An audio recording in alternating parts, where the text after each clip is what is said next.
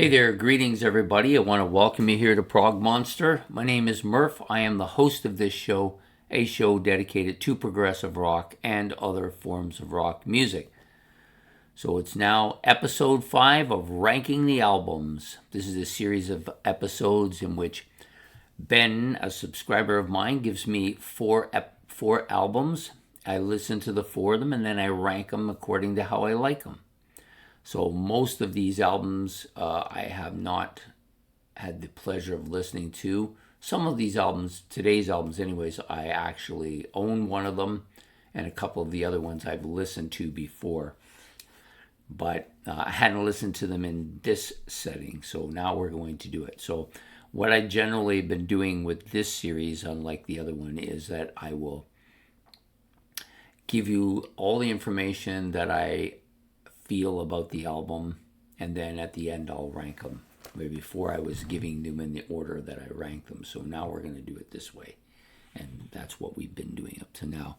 So the first album out of the gate, of course, is Frank Marino, Power of Rock and Roll. Nazareth's Expect No Mercy, that's this album here, which I happen to own. It's kind of a great looking cover. It's almost like a barbarian cover.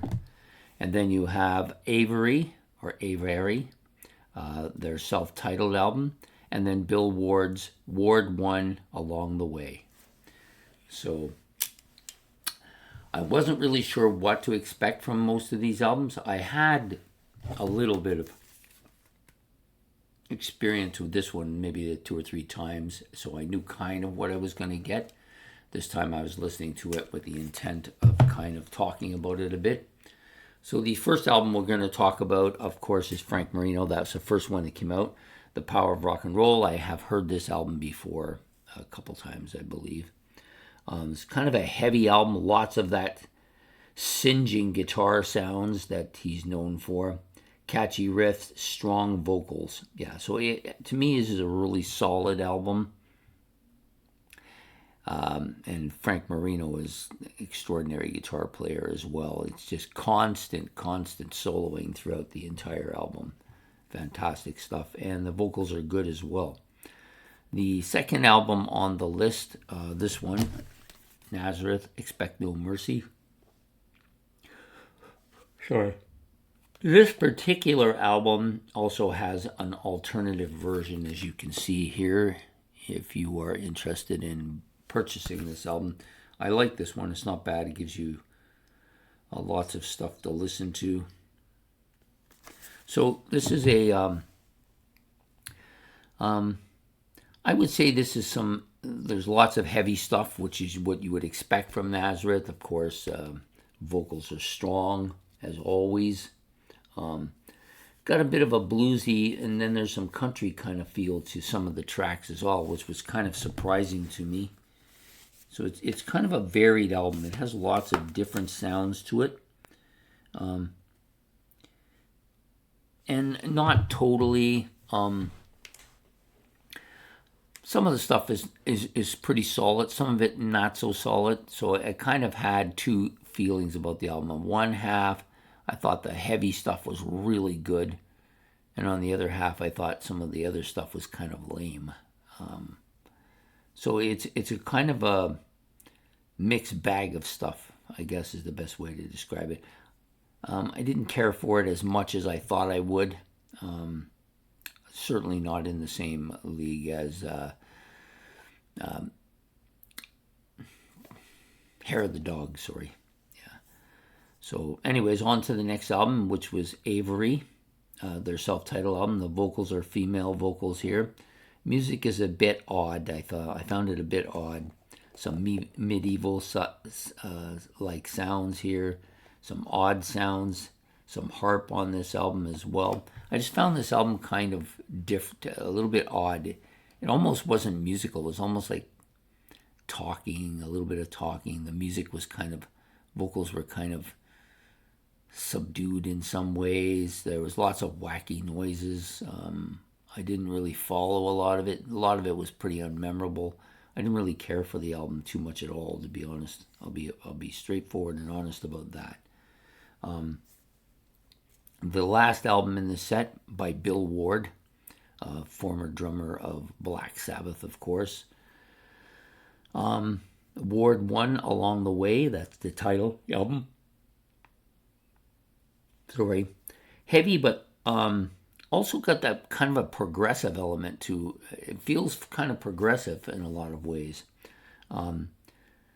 I think there was some really solid vocal parts here. I'm assuming he did most of the singing on the album, but there was one track which I thought was an Ozzy, sounded like Ozzy singing. So maybe it was Ozzy. I don't know. I didn't have the album in front of me, and I didn't go back and check it. I don't tend to check too much on the albums that we're doing on the ranking. I'm more interested in the music than who's doing what, because it's not really a look back or anything like that. Lots of catchy beats. There was one track I know for sure it sounded like Ozzy, so maybe he did some guest vocals there. Heavy with a lot of prog moments throughout the album.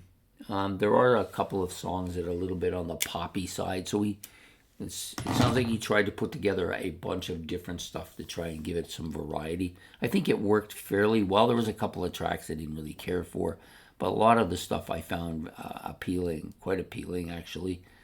So yeah, excellent album, I think. So now it's time to rank them. So coming in at number 4 is going to be the Aviary. This was an album that didn't pass in my books. It was the only one that didn't pass here. Didn't care for it too much. I listened to it in its entirety. I just found nothing particularly memorable about it. So it's coming at number 4. Number 3, this album by Nazareth. I thought this would win, to be honest, because I do like Nazareth, but this album isn't one of their better albums, I don't think. I mean, some people like it quite a bit. I understand that. It's got some heavy stuff in there that's really good. I just found it, even though it was, I put it in the okay category, I just didn't think it was good enough to be any higher than 3rd place. Number 3, Frank Marino's The Power of Rock and Roll. I thought this was a solid album. Sorry, I'm really tired today, but I want to get it out there. So, solid album. Well within that sound system that you get from Frank Marino. Lots of that heavy stuff. Lots of that guitar parts. Yeah, easily, I think, good enough here to be number 2.